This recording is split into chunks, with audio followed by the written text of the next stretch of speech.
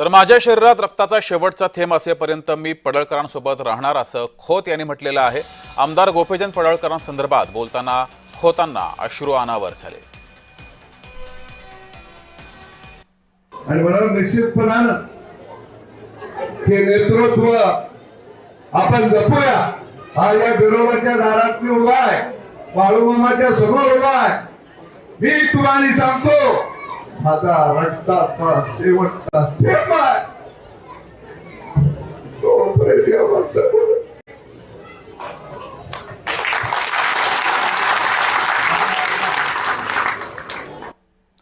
बातमी ठाण्यातून। ठाणे जिल्ह्यातील 3 संचालकांनी बाजी मारलेली आहे। भानुदास भोईर यांच्या सहकार पॅनलनं घवघवीत यश मिळवले।